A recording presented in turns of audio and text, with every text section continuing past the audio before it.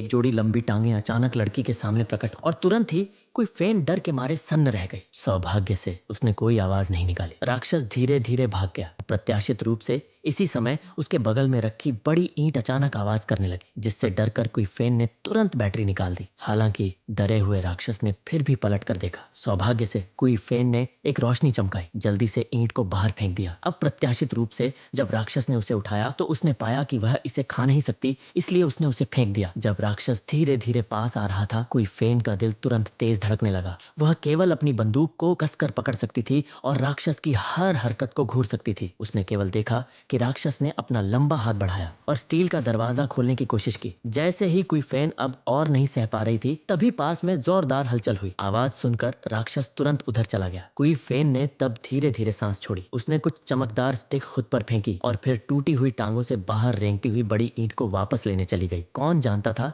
कि वहां एक अजीब आवाज थी जिसने कोई फेन को फिर से सन्न कर दिया। उसने तुरंत चमकदार स्टिक फेंकी और आसपास को रोशन किया। अप्रत्याशित रूप से राक्षस कार की छत पर छिपा हुआ था। कोई फेन ने बिना हिचकिचाए ट्रिगर दबा दिया। काफी सारी जद्दोजहद के बाद आखिरकार राक्षस बेहोश हो गया, लेकिन वह भी खून की कमी के कारण बेहोश हो गई। जब कोई फेन की आंख खुली, उसने देखा कि राक्षस उसके ऊपर चढ़ा हुआ था। लेकिन अजीब बात यह थी कि राक्षस ने उसे चोट नहीं पहुंचाई, बल्कि धीरे से उसके चेहरे को छूने लगा। इस पल ने कोई फेन को उसके गुमशुदा प्रेमी की याद दिला दी, क्योंकि यह हरकत सिर्फ वही किया करता था। उसे तुरंत एहसास हुआ कि उसके सामने जो राक्षस था वह उसका वही प्रेमी था जो कुछ महीनों से लापता था। कोई फेन और राक्षस लंबे समय तक साथ रहे। आखिरकार उसने धीरे से ट्रिगर दबाया और उसके साथ इस दर्दनाक दुनिया को अलविदा कह दिया।